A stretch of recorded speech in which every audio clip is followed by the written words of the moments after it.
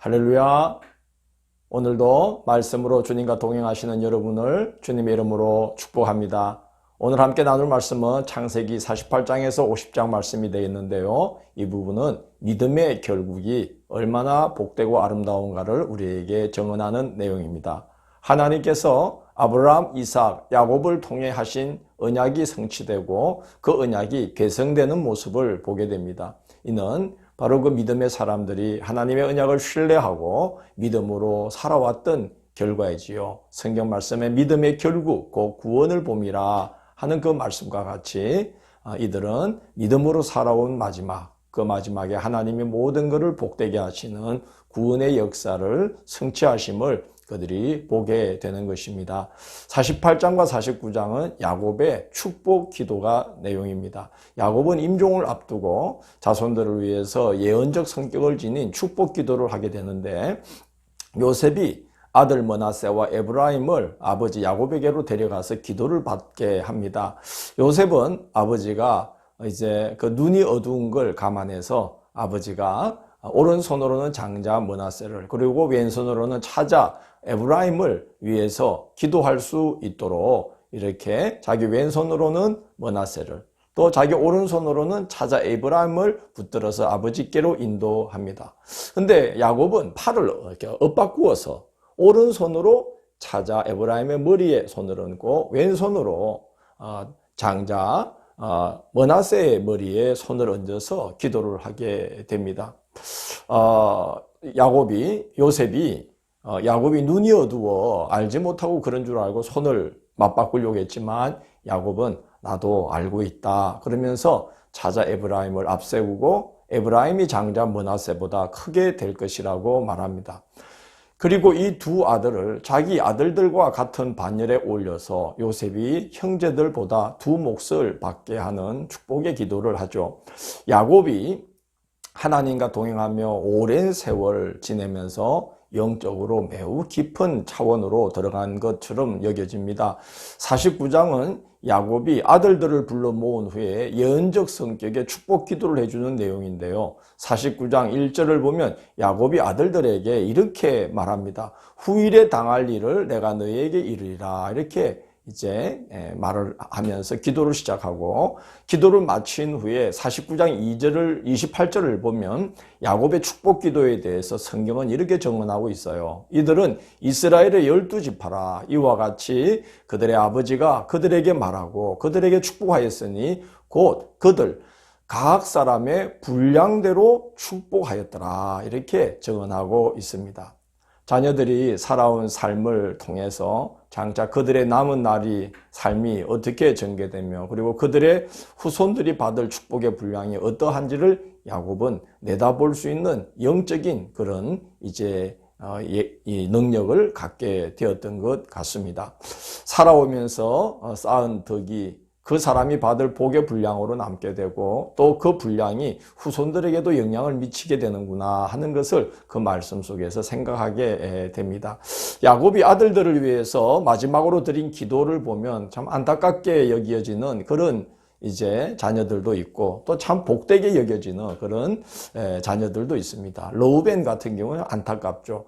야곱의 장자요, 기력의 시작이요, 위풍이 월등하고 권능이 탁월하였지만 아버지의 침상을 더럽힌 까닭에 탁월하게 되지 못할 것이라는 그런 기도를 받게 됩니다. 시므온과 레위도 안타깝죠. 그들은 그들의 분노대로 사람을 죽이고 혈기를 부림으로 인하여 저주를 받고 이스라엘 중에 흩어지게 될 것이라고 예고됩니다. 유다의 경우는 참 복되죠. 형제들이 그에게 절을 하고 통치자의 지팡이인 왕의 규가 그에게서 떠나지 않을 것이 예고됩니다. 요셉은 복되고 복되지요. 무성한 가지라 그 가지가 담을 넘는다고 그럽니다. 복이 넘쳐나서 그 복이 다른 사람에게까지 넘치도록 흐르게 된다는 거죠. 위로 하늘의 복과 아래로 깊은 샘의 복과 젖먹이는 복과 태의 복을 예고받습니다. 우리가 이걸 보면 하나님께로부터 복받기를 사모하는 자들은 요셉처럼 환난 중에도 인내하며 선을 행하고 유다처럼 사람들을 대신하여 중보하는 삶을 살아야겠구나 하는 생각을 하게 됩니다.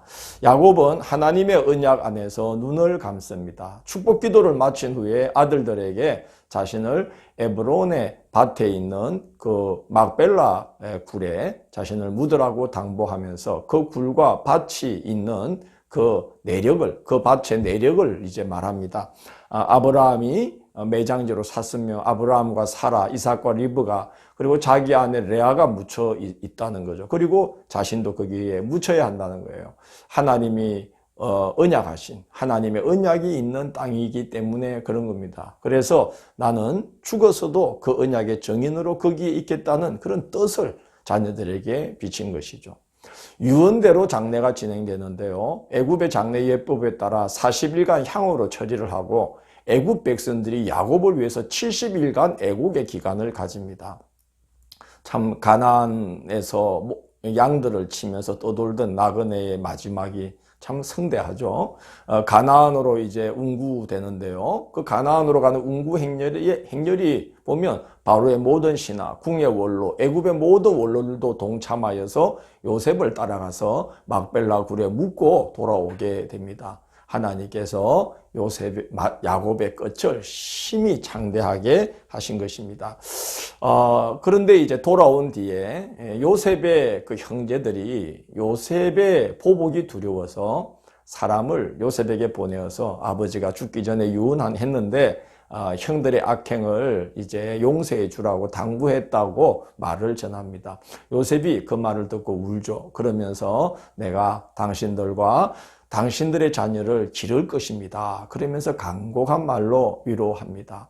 우리가 이걸 보면 하나님의 마음을 얻은 그 한 사람의 덕이 이렇게 주변을 모두를 복되게 하는구나 하는 것을 보게 됩니다. 그래서 하나님의 마음 얻기를 우리가 요셉처럼 하나님의 마음 얻기를 사모하면 자기에게도 복이 되고 모든 사람들에게 복이 되는 그런 은혜를 하나님이 베푸신다는 것을 우리가 보게 됩니다.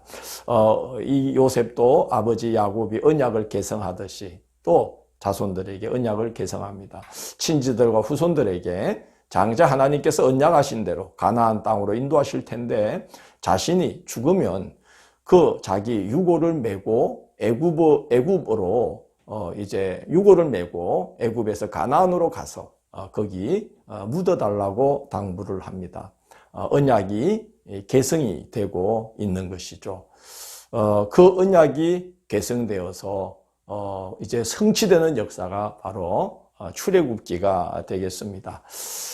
한 사람 아브라함을 택하여 한 믿음의 가문을 이루시고 그 가문을 통해서 한 민족이 준비되는 역사가 기록된 책이 이제 우리가 읽어온 창세기입니다.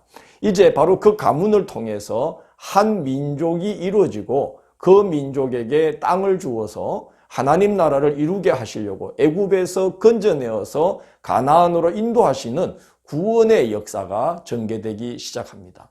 그 역사가 기록되어 있는 책이 바로 출애굽기, 애굽 탈출기가 되겠습니다. 내일은 출애굽기 1장에서 4장을 보면서 한 사람 모세가 준비되는 여정을 보게 됩니다. 그래서 한 사람 모세가 준비되다라는 주제로 내일 또 말씀을 나누도록 하겠습니다. 감사합니다.